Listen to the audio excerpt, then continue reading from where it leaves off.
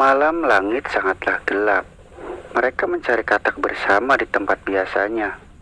Katak terlihat lumayan banyak di tempat itu, tetapi mereka tidak fokus mencari katak tersebut.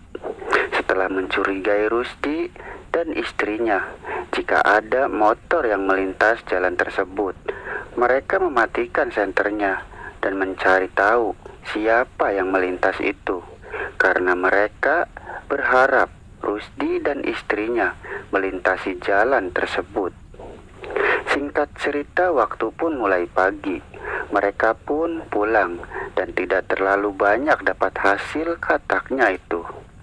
Meskipun katak terlihat banyak di tempat malam itu. Setelah mereka mengetahui dan mencurigai Rusdi, setiap malam di waktu mereka mencari katak, mereka selalu demikian.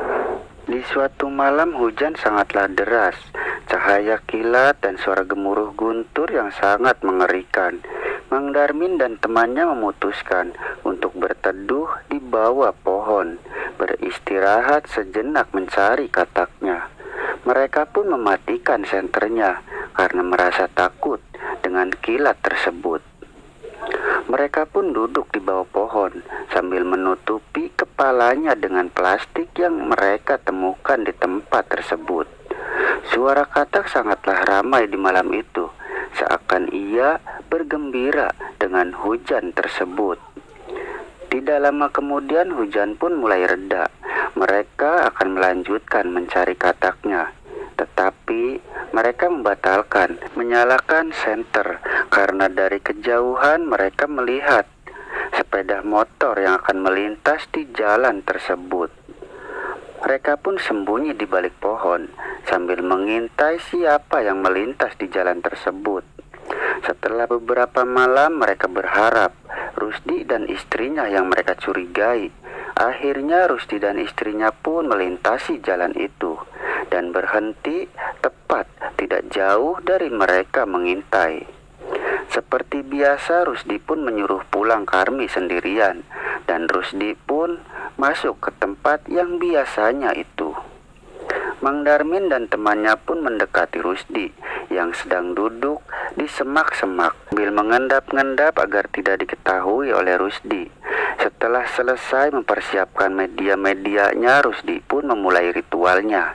Tetapi setelah Rusdi mengangkat kedua tangannya, Mang Darmin dan temannya menyergap Rusdi yang sedang ritual pesugihan babi ngepetnya itu.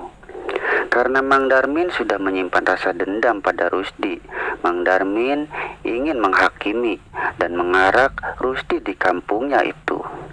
Rusdi pun diikat oleh mereka dan berencana akan diarak keliling kampung.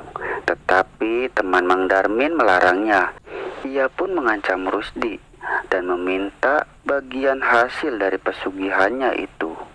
Jikalau tidak, ia akan memberitahukan hal tersebut kepada warga dan akan menggeruduk rumah, membakar semua termasuk Rusdi dan istrinya.